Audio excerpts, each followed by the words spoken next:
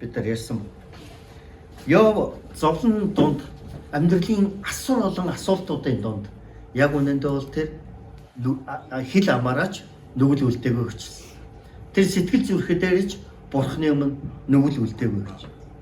За тэгвэл өнөөдөр бүгдээрээ хамтдаа амьдрал бас нэг юм зүйл биднийг сайн дуусгад саад болдог тухай их чухал нэг бас нэг талбарыг бид нар ярина. Нэг энэгтэй эмэгтэй хоёр хоолны газар орж ирээд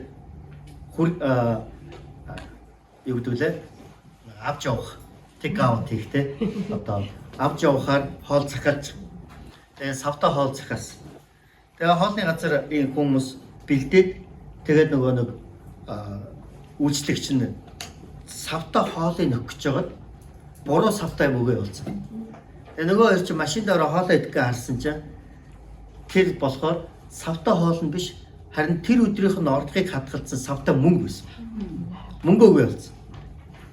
Тэгээд тэрийг мэдсэн рестораны менежер маш хурдан ардаас нь гарсан боловч нөгөө хоёр алидын машинтаа хөдлөө явуулсан. Тэгээ яанага сандрагтаа байжсэн чинь нөгөө хоёр чинь буцаад ороод ирсэн. Ой бид нар хоол авах гэсэн чинь та нар бид нар савта мөнгө өгөө явуулсан байж тээ гэж. Тэгээ нөгөө рестораны менежер нөгөө хоёр залуу хосоод маш их баярлаа гэд хүүе та хоёр энд сууж байгаа хоолоо идчихээ. Тэгээд тэр хооронд би орон нутгийн сэтгүүлчдийг дуудчихъя.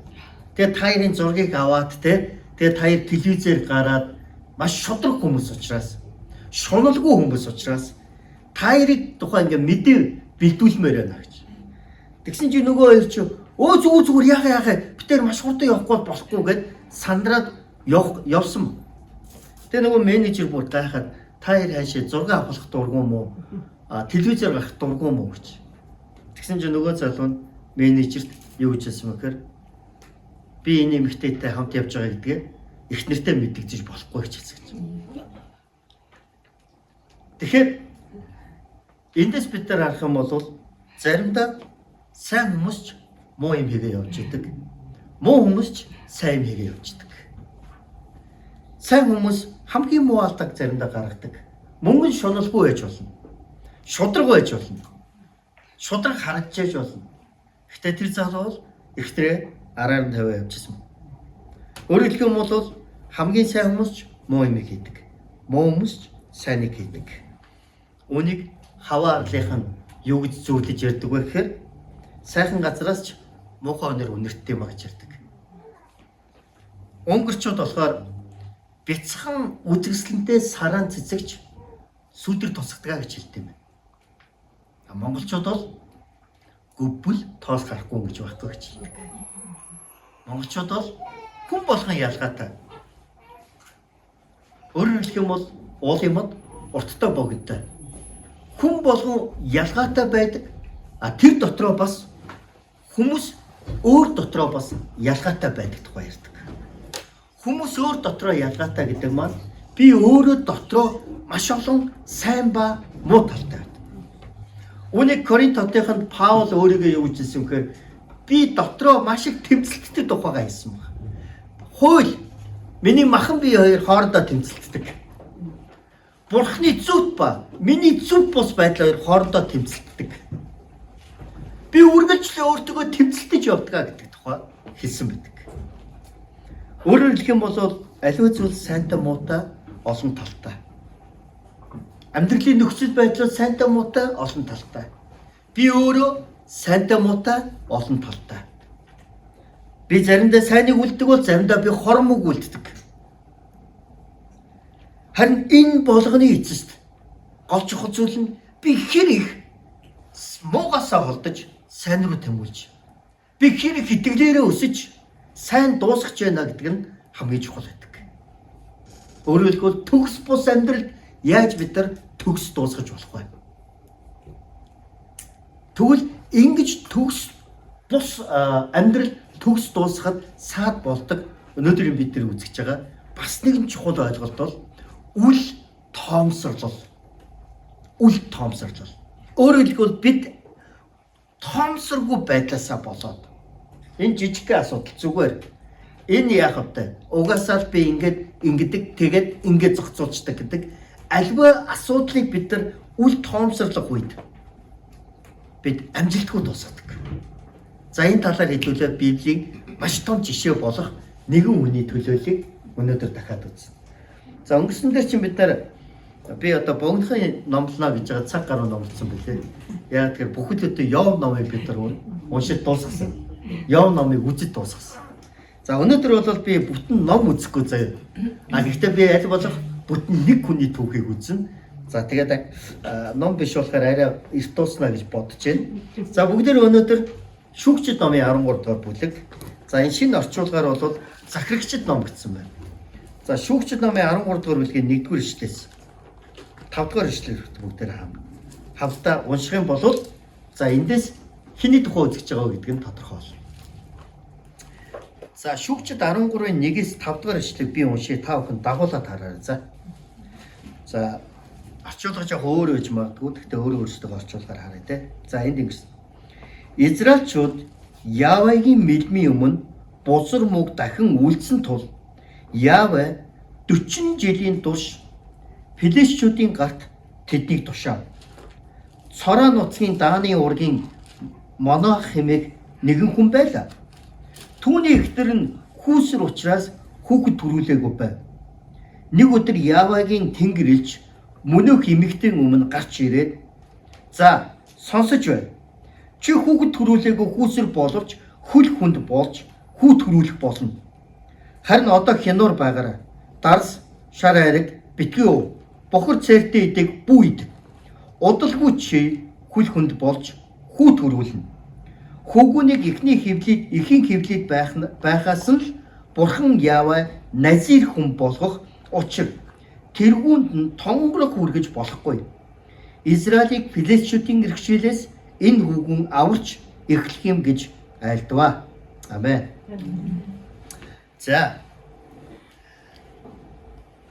Израильчууд Бурхан Явагийн өмнө хорон мог гим нүгэл үйлдсэн учраас Ява тэднийг Филистичүүдийн гарт өгсөн буюу 40 жилийн турш Израильчууд Филистичүүдийн гарт буюу колонд тэдний одоо иргэшээл дор маш их зовж байгаа тухай энэ ишлэл эхэлж байна. За энэ үед Цороо гэдэг нутгийн буюу Цороо нь Иерусалим хотоос 25 км-ийн зайтай тийм газар. За Дааны ургийн Монох гэдэг хүн байсан. За Монох гэдэг энэ хүн мэдээж одоо эхнэртэй гэхдээ эхнэр нь хүүсэр учраас хүүхэд төрүүлээгүй. Хүү төрүүлээгүй. За яг энэ хэсгийг бид нэр ингээд унших юм бол та нар шинэ гэрээний ямар хэсэгтэй адилхан гэж бодож байна.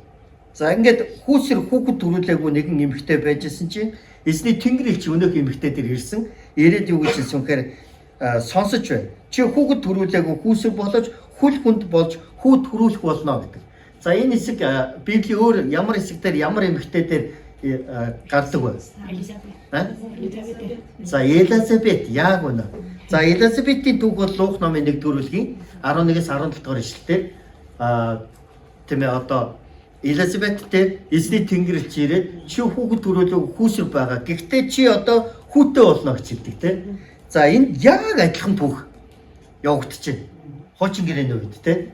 За тэгээд юу гэж хэлсэн вэ? Удалгүй чи хүү төрүүлж хөвгүнийг ихэн хөвлөд байхаас нь Бурхан Явагийн назир хүн болгох. За назир гэж юу гэсэн үг вэ? За назир гэдэг маань тусгаарлагдсан, онцгойлог, сонгогдсон. За бүр бүтэн ингээд өгүүлбэрээр аваад үзэх юм бол назир гэдэг болов юу гэхээр тусгай зорилгын төлөө тусгаарлан бэлтгэгдсэн амьдралтай хүн гэсэн утгатай. Тусгай зорилгын төлөө. За яг л Иохан Баптисттай адилхан байгаас бүр эзний тэнгэрлэгч Елизабет дээр ирээд чи хүү төрүүлэн тэр хүүгээ бүр ингээд тийм ээ тусгаалan Бурхны хүн болгож үсгэх тийм зааврыг өгдөг. За яг энтэй адилхан энэ эмэгтэй дээр бас эзний тэнгэрлэгч ирээд чи хүү төрүүлэн за түүнийг бүр ингээд назир хүн буюу түүний үсэнд нь тонгорог хүргэж болохгүй гэдэг маань үсчин орж болохгүй гэсэн үг. Үсийн засуулж үсний найр хийж болохгүй гэсэн. Яг үсийн тэр чигтнгээ ургуулад урт үстэй тийм ээ тэр нь юг харуулж байгаа вэ гэхээр назир хүн буюу тийм ээ Бурханаар тусгаалan сонгогдсон Бурхны хүн гэдгийг илэрхийлж. За тэгвэл Бурхны хүн Бурханаас сонгогдсон гэдэг маань юу гэж өгөхөөр тодорхой зорилгын төлөө гэж хэлсэн. Тэгвэл энэ үг төрхөөр Бурхан юуны төлөө ашиглаж байгаа гэж хэлсэн бэ? Назир хүн буюу Бурхны хүн. За тэгвэл ямар зорилгын төлөө? Израилийг Филистичүүдийн иргэшээлээс энэ хүүгэн аварч эхлэх юмаа гэж айлцсан. Өөрөөр хэлэх юм бол энэ хүү яах вэ вэ? Дуудлага нь юу вэ гэхээр Израильчүүдийг 40 жил Филистичүүдийн одоо галт зовсон Израильчүүдийг Филистичүүдээс аврах тийм дуудлагатай, тийм зорилготойгоор энэ дэлхий дээр мэдлэнэ гэж хэлсэн. За ямар гайхамшигтай эхлэл вэ? Өнгөрсөн бүтэнсийн өдөр бид нар Йовын эхлэлийг харсан чинь аль хэдийнэ энэ дэлхий дээр төрөөд тийм ээ үр хүүхдтэй болоод өнөр өтгөн болоод эд агуурстай болоод баян чинэлэг амьдраад эрүүлийн сайн сайхан амьдарч байгаагаар Йовын түүх эхэлж ирсэн. Тэгвэл энэ түүх юугаар эхэлж байгаа вэ гэхээр бүр эхийн хэвлэлдээ бүрэлдэн тогтхоос өмнө эхлэл нь тавигдсан эзний зорилгын төлөө тусгаарлан дуудагдж байгаа. Эзнээс алсынхаараа хүсэл мөрөөдөл юуны төлөө амьдрахын, хэн болохын, яаж амьдрахын гэдэг нь маш тодорхой болсон хүний тухай гарч ийнэ гэсэн үг. Эфес номын 2 дугаар бүлгээс харах юм бол Бурхан ертөнцийн суурьаас өмнө биднийг сонгосон тухайга хэлсэн байдаг. Бидний юуны төлөө сонгогдсон бэ гэхээр Бурханы энэ дэлхий дээр ажиллах сайн сайхны төлөө биднийг сонгон дуудсан юм а гэдгийг эзэн өөрөө Эфес номын 2 дугаар бүлгээр дамжуулан хэлсэн байдаг. Энэ бол зөвхөн энэ төрөгч байгаа хүүгийн түүх биш. Энэ бол таны бас миний түүх юм. Амен. Бурхан таныг эхийн хэвлэлд бүрэлдэхээс чинь өмнө сонгосон гэсэн үг. Бурхан таныг эхийн хэвлэлд бүрэлдэхээс чинь өмнө Бурханы Тэнгэрийн улсын иргэн болгон Назир хүн болгон сонгосон юм гэсэн. Та бид ертөнцийн суурьаас өмнө Бурханаар хайрлагдаж, Бурханаар сонгогдсон хүмүүс юм гэсэн. Амен. Үүнээс илүү гайхамшигтай юрүүл гэж хаа байгаа. Өөрөөр хэлэх юм бол үнэхээр тийм ээ маш тодорхой дуудлагын төлөө та бид бас сонгогдсон хүмүүс юм гэсэн. За ингээд цааш нарах юм бол 13 дугаар бүлгийн 24 дугаар эшлэл дээр юу гэж хэлж байгаа вэ гэхээр 13-ийн 24 дээр ингэж хэлсэн. Тэгээд эхнэр нь хүү төрүүлж хүүдээ Шимшон за яг одоо еврей хэлнээс нэрийг орчуулах юм бол бид нар бол Самсон гэж дууддаг тийм. За еврей хэл дээр бол Шимшон гэдэг нэртэй юм. За Шимшон гэдэг нэр өгвөө гэж хэлсэн. За хөвгүүний өсөж өндөгт нь яава ерөөн адислжээ гэж хэлсэн. Амен. Өөрөөр хэлбэл тэр хүүхдийн өсөх өндөх энэ үйл явцыг яасан? Бурхан юрөөсөн гэж хэлсэн. Бурхан адилсан гэж хэлсэн. Яагаад гэвэл тэрээр Бурханы төлөө сонгогдсон дуудагдсан онцгой нэгэн тусгаардагдсан нэгэн назир нэгэн байсан учраас амен. Та бид нар ч гэсэн үр хүүхдүүдээ ач зээнэрээ бид нар өсөн өндөх үед нь эзэн Явагийн нэрээр адислан юрөөдөг байх нь чухал юм а гэсэн амен. Энд байгаа ээжүүд, аавууд, энд байгаа Бурханы хүмүүс өглөө болгон, орой болгон магадгүй үнэхээр эзний таны сануулга болгон та хүүхдүүдэд ерөөн адислаж залбирч байгаа амен.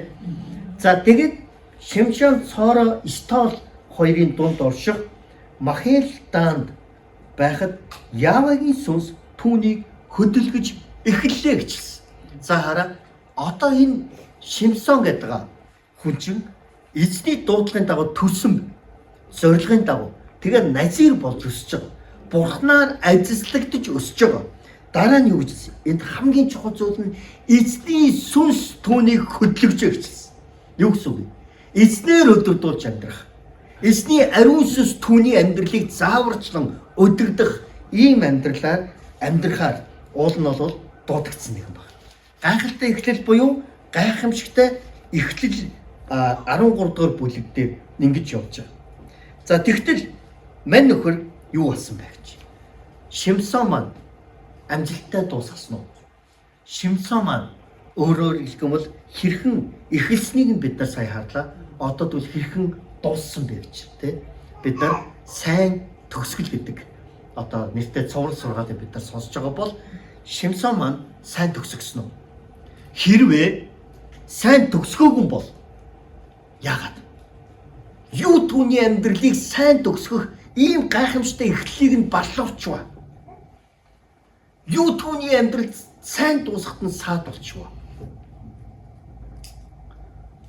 Үл тоомсорлол. үл тоомсрлын бүлгийг өнөөдөр бүгдээрээ хаах хэрэгтэй. За тэгвэл энэ нь юу гэсэн үг юм? Бүгдээрээ харъя.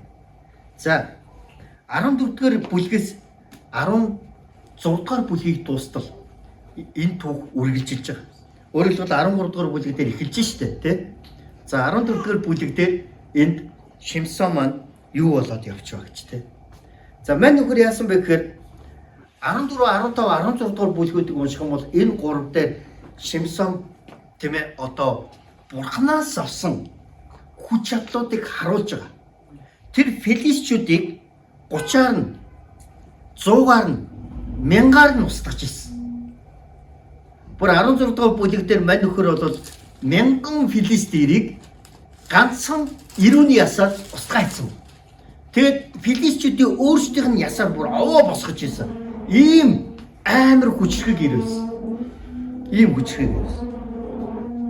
Гэхдээ харамсалтай 14 дугаар бүлгээс эхлээд харах юм бол 14 дугаар бүлгээс эхлээд харах юм бол Шимсон яасан бэ гэхээр дайснуудынхаа дундаас буюу филистчүүдийн дундаас нэг эмэгтэйг хараад сэтгэл алдраад түүнд би дурлцлаа гэж хэлээд аав ээж дээр очсноо та нар тэр филист эмэгтэйг надад ихтер болгоод аваад өгөө гэжсэн.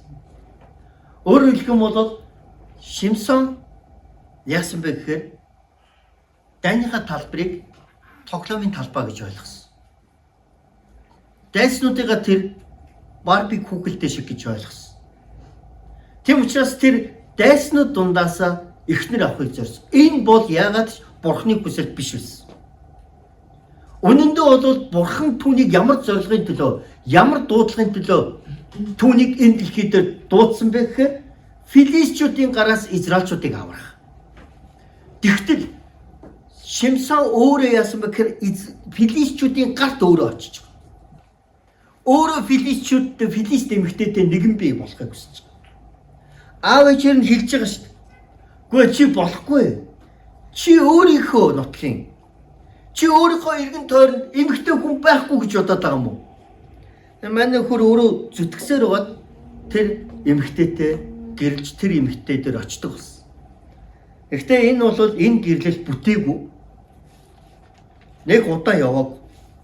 Тэгээ 14 дугаар бүлэг дээр тэр эмэгтэйтэй хамт байжгаад энэ гэрлэл бүтээгүй. Тэрний дараа өөр нэгэн эмэгтэйд буюу бас нэгэн хариу үндэстэн эмэгтэй болох Делила гэдэг эмэгтэйд дурлсан. За тэгээд Делилад мань нөхөр дурлсан. Гэхдээ Делила нь дайснуудтай нь хуйлдаад яасан? Самсоныг устгахыг хүссэн. Өөрөөр хэлэх юм бол Делила Самсон хоёрын харилцсан яриаг сонсох юм бол ингэж байгаа шүү дээ. За нааш анхаарч. Делила хинээс Самсоноос асууд чиний хүч чадлыг чинь нууц хаана байд юм бэ? Хэлээд өгч л дөө.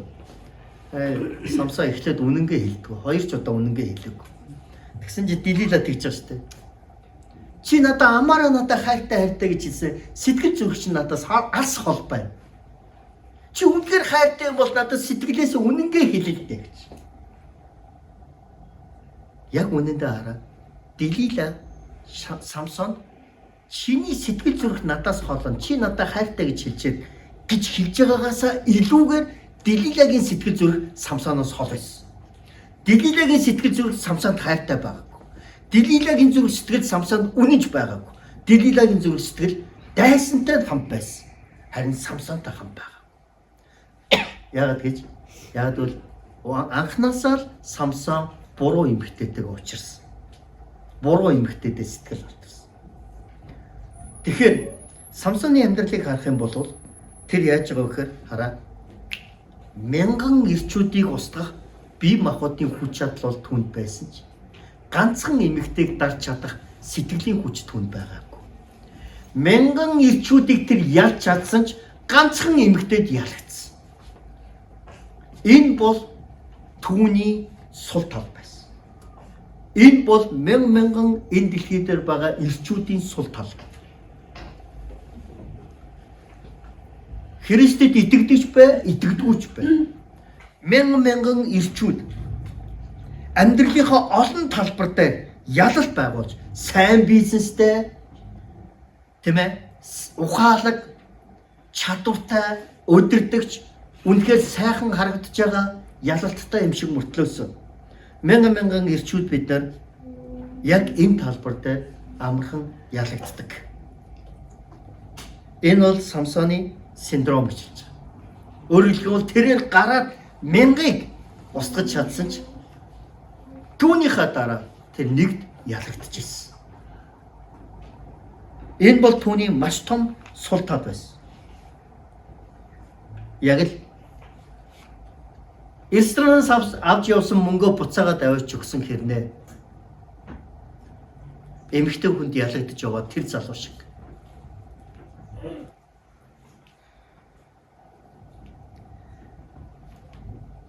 Ирчүүд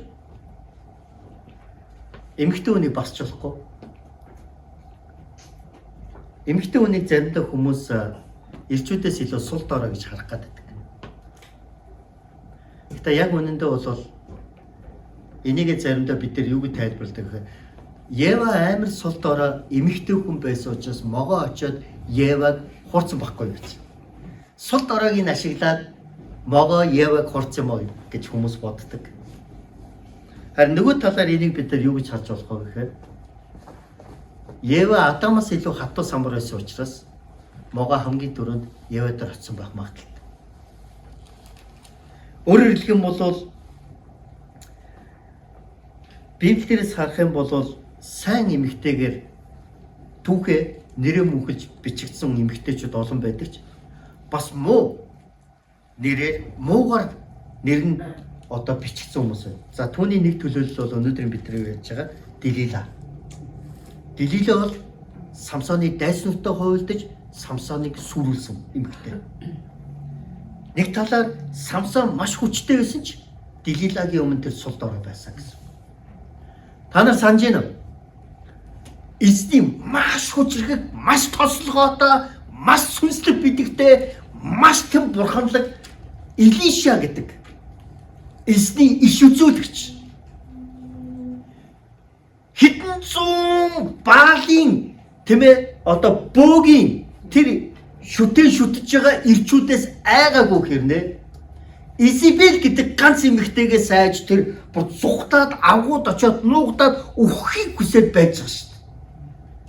Ганц эмэгтэйгээ сайж шүү дээ. Тэр хэдэн зуун ирчүүдээс айгаагүй хэрнээ Изабелээ сайжсан. Өөрөөр хэлэх юм бол эмэгтэй хүний хүч гэдэг бол ийм айхтар байдаг. Гэхдээ нөгөө талаар Библиэлд сайн хүчийг сайн талаараа бас бичигдсэн. Сайнасаа болж маш олныг аварсан эмэгтэйчүүдээс гардаг. Рут байна, Эстер байна, Абигайл байна. Абигайл Давидын тэр өшөө хорсол уур хилэн тэр байж чадсан учраас Давид амжилттай тусгаж чадсан. Магадгүй яг тэр үед Абигайл байгаагүй бол Давид өөрийнхөө ирээдүйг баллуулах аюултай байсан. Тэгэхээр энд байгаа өнөөдрийн бидний ярьж байгаа Делила гэдэг энэ эмэгтэй бол харин Библиэд өөрийнх нь үлс нь хорон муугаар харагдаж байгаа. Гэхдээ тэр мянгыг устгаж исэн Самсоныг тэр сүрүүлэх ажлыг хийж чадж байгаа. Тэгэхээр Самсон олон зүйл дээр үл тоомсорсон. Түүнийгээ Самсон хожимдсныхаа дараа тэр ухаарсан байдаг. За ухаарсан юм уу, харамсан юм уу, мэдсэн юм уу бөөмд. Ямар ч байсан Захарчид буюу шүүгчид номын 13 дугаар бүлгээс 16 дугаар бүлгийг дуустал харах юм бол Самсон ерөөсө ганцхан удаа эцсийн бөгөөд эхний бөгөөд эцсийн удаа ганцхан удаа залбирсан байдаг. Залбирсан талаар бичигдсэн. Ганцхан удаа залбирсан. Өөрөөр хэлэх юм бол тэр ямар үед залбирсан гэж? Ямар үед залбирсан? Санаж байна уу? Тэр ямар үе залбирсан бэ гэхээр хараа. Нөгөө нэг эмэгтэйчүүдийг хараад дурлаад идэг. Тэгсэн энэ бурхныг хардгуу, дуудлага хардгуу, зорилгоо хардгуу, эцэг эхийнхээ үгийг сонсдгуу, эцэг эхийнхээ бурханлаг амьдралыг өвлдөж авдгуу. Эмэгтэй хүн хараад ийшээч нэг дурлал, тийшээч нэг дурлал. Энд нэг эмэгтэй хүнийг харсан юм, тэнд нэг эмэгтэй хүнийг бас хараад. Ер нь ирчүүд чинь тийм их нэртэй болчингууд болчингууд хороогийн босод бүх эмэгтэйчүүд хадны мангаа олж харагдахгүй шүү дээ. Ирчүүдийн нүд чинь бол харж л явж идэг. Тэгэнгүүт яасан бэ гэхээр тэр нүд нь филистичүүдэд баригдаад тэд түүний хоёр нүдийг сохолж байгаа. Махан биеийнх нь нүд сохрох үед гар нь нөгөө хүч чадалтай гар нь тэнэлэгдэж хоёр багнаас тийм ээ одоо олслогдох үед юу гэж хэлэх вэ? Одоо уягдах үед тий яг энэ үед тэр бурхныг олж харж байгаа. Энэ үед сая л тэр бурхан руу хандж байгаа. Хоёр гар нь тэнэлэгтэй хүлэгдсэн энэ үедээ бурхан руу хандж байгаа. Яг энэ дүр төрх хиний дүр төрхтэй адилхан харагдаж байна. Загалмаатай хоёр гар нь тэнэлэгдсэн Есүс. Самсонч яг ингэж хоёр гараа тэнэлэгдсэн байж та бурхан танд нь залбирсан, Есүс ч гэсэн бурхан танд нь залбирсан. Гэхдээ энэ хоёрын залбирал адилхан харагдж байгаа ч өөр залбирлууд байсан. Яашаа харж байгаа. Есүс юу гэж залбирлаа? Загалмаатай байхдаа. Аава, юу хийж байгаагаа мэдэхгүй эдгээр хүмүүсийг уучлаач гэж залбирсан бол Самсон бурхан минь ээ сүүлийн удаа намайг өшөөгөө авахд туслаач гэж залбирч байгаа. Нэг нь өшөө хорслын төлөө залбирсан бол нөгөөх нь уучлал хайрын төлөө залбирсан.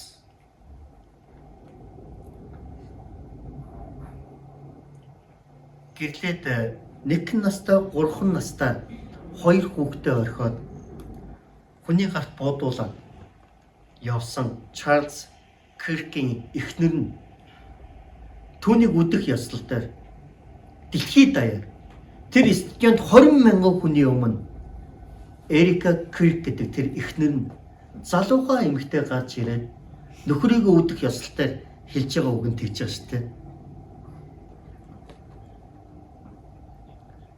Эрика Кирк хүн төрлөختний өмнө ингэж тунхаглаж байгаа. Хэдийгээр би залуу миний өмнө урт удаан амьдрал байгаа ч гэсэн би дахиж хүнтэй гэрлэхгүй. Би бүх амьдралаа нөхрийнхөө үнсийг үргэлжлүүлж би бурхныг дагаж явах бол. Яг тэгвэл миний нөхрийн хийсэн бүх зүйл энэ дэлхий дээр байгаа Есүсийг мэдгүй бүх хүмүүсийг хайрлахын тулд байсан. Уучлахын тулд байсан. Түүнийг маш олон залуу үеийнхэн үзэн ядж исэн. Гэхдээ тэр тэднийг хайрлж исэн. Уучлж исэн гэж. Тийм болохоор гэж яагаад Эрика Кирк тэгж хэлж байгаа шүү дээ. Тэр залууг. Тэр миний нөхрийг буудаж алсан залууг. Есүс яг л бидний эзэн Есүс яг л загалмаатай байхдаа аава юу хийж байгаагаа мэдгүй эдгээр хүмүүсийн нүглийг уучлаарай гэж хэлсэн шиг Есүс яг ингэж үйлдсэн учраас би миний нөхрийг буудаж алсан тэр залуу би уучлж байна гэж хэлээд уйлж байгаа юм. Есүс Христийн зүрх сэтгэл, Бурхны зүрх сэтгэлийг тэр хүн төрлөختөнд ингэж харуулж байгаа.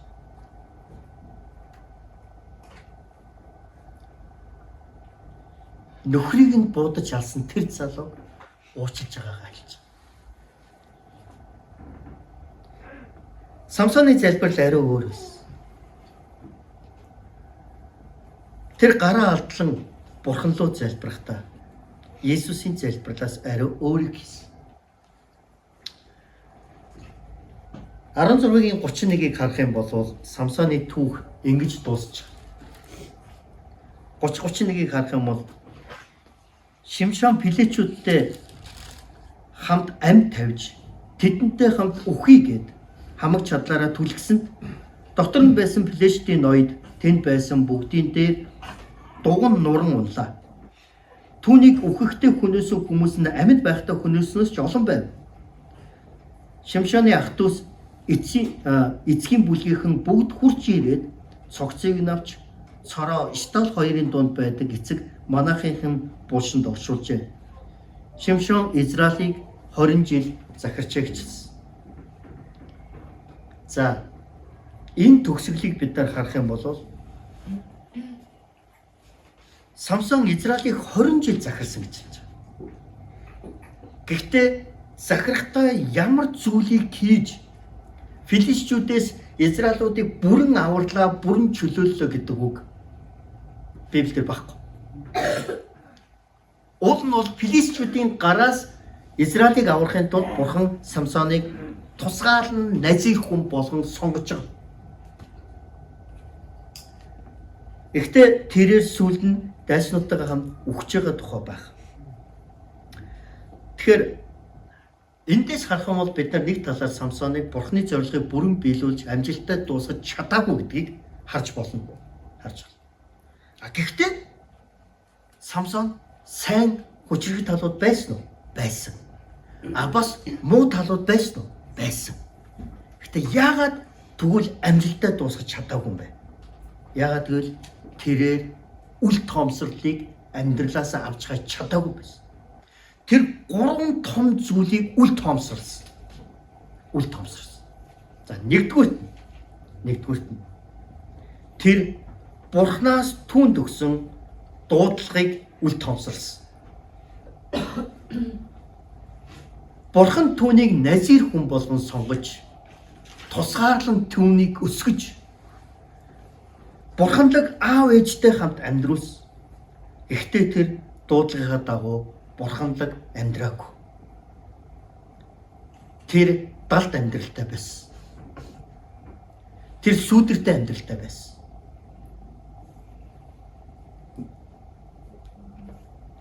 Тийм учраас тэр дуудлагынхаа дагуу назир амьдралаар амьдраагүй асуудал байсан. Үүнийг тэр үл тоомсорсон. Та Бурханы дуудлагад хэрэг дуулууртай байгаа. Та Бурханы дуудлагыг үл тоомсолж байгаа юм биш үстэй. Бурхан таныг аль хэдийнийхээ алдрын төлөө, үйлчлэлийн төлөө, хаанчлалын төлөө, Бурхан таныг ямар нэгэн тодорхой зорилгын төлөө дуудчихээд байхад та зөвхөн өдөр тутмынхаа амьдралын нэг хэрэгцээн дээрээ тулгуурж, зөвхөн өдөр тутмынхаа амьдралын тэр завгүй байдалтай тулгуурлаж, эсвэл зөвхөн өөрийнхөө тэр далд хүсэл санаа бохор нууцтай тулгуурлаж амьдралаа авч явж байгаа юм биш үстэй. Та Бурханы дуудлагыг үл тоомсорлож амьдарч гэнэ үгүй юу гэдгээ та эргэж нэг хараарай. Хоёрдугаар Самсон юу үл тоомсорсон бэ гэхээр тэр өөрийнхөө сул талыг үл тоомсорсон. Өөрөөр хэлбэл эмэгтэй хүн татагддаг. Болохгүй эмэгтэйчүүдтэй орооцолдог. Энэ байдлаа тэр үл тоомсорсон. Яадаг юм бэ? Зүгээрээ би тэгтээ тэрүүгөө хүч чадалтай. Би хэнээс яахгүй. Би бүгдийг ялна. Би 100 ирчүүдийг устгаж чадсан. Би 30 ирчүүдийг устгаж чадсан. Би 300 үнэг байраа сүүлийн шатаагаад Филистичүүдийг сандраач чадсан. Би 90-ны ясаар 1000-ыг устгаж чадсан. Гэхдээ тэр 1000 ирчүүдийг устгаж чадсан ч нэг эмэгтэй хүнд тэр ялагдчихсэн. Үүнийгээ тэр зүгээр гэж бодсон. Өөрөөр хэлбэл тэр бие махбод хүчтэйж зан төлөв нь хүчгүй байсан. Тэр бие махбод хүч чадлын хувьд тэр 1000-ыг ялсан ч тэр өөрийн махан биеийн хүсэлтэд ялагдчихсэн. Захирагддаг нэгэн байсан. Тэгэхээр хэдүүлээ харъя л да. Заримдаа бид нар өөрийнхөө сул талыг тэгээ бодчихдаг. Зүгээрээ нэг ноцтой биш. Нэг том асуудал биш. Гэ яваад байдаг бид нар заримдаа. Тэгээ бид нар юу гэж боддог вэ гэхээр тэрнтэйгээ ягаад ч юм өөрийнхөө амьдралыг ингэ тасан зохицуулаад ингэ тасцсан явааддаг. Зүгээр шүү дээ. Гэхдээ тэр энийг хийсэн ч би ингээд цуглаандаа яваад бурхан намайг уучлаад, эвэл аваад, нэгүсэл аваад ингээд яваад байгаа ш. Тэгээд дасаж зогцоод яваад байдаг.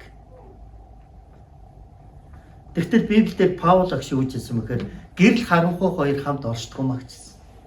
Нүгэл ба бурханы ариун байдал хоёрын хооронд зөвшөлтсөл гэж байхгүй гэжсэн. Тэм учраас харин заримдаа бид нар Самсон шиг амьдралаа ингэж зөвшөлтсүүлж, хослуулж яваад идэг. Тэгээд өөрийнхөө сул талыг үл тоомсорлоод за яах вэ ингэж байжлаа. За яа би угаасаа л юм чинь. За яа тэгэл үз гэж яваад идэг. Энэ нь бидний амьдралыг заримдаа маш том баллууруулж баллуурдаг. Гуравдугаарт нь Самсон юг үл тоомсорсон бай. Хамгийн аюултай зүйл нь хамгийн Самсоны хийсэн том алдаа бол тэр бурхныг үл тоомсорсон.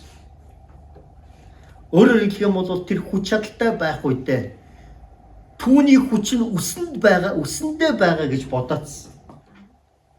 Гэхдээ яг үнэндээ бол Самсоны хүч үсэндээ биш бурханд байсан.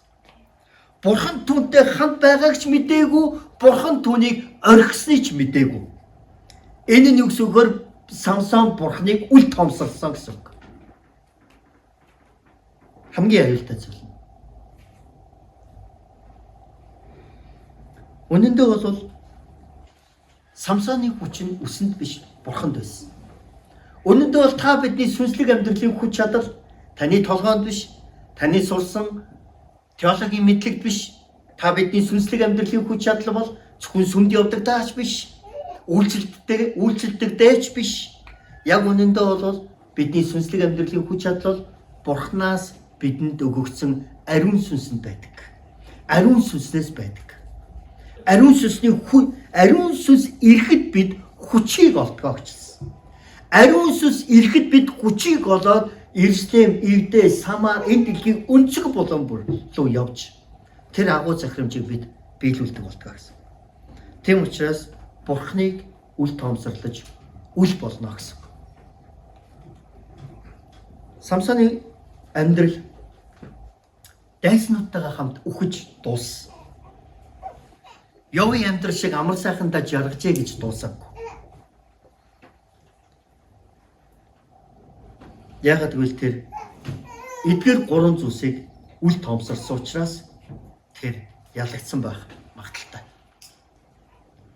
Бүгдээрээ үл тоомсорлын бүлгийг хаагаад харин бид нар амьдралыгаа деталь болгон дээр төвлөрч, сайжирч амьдрснараа бид сайн дуусгах боломжтой юм а гэсэн үг. Хамтдаа залбирцгаая.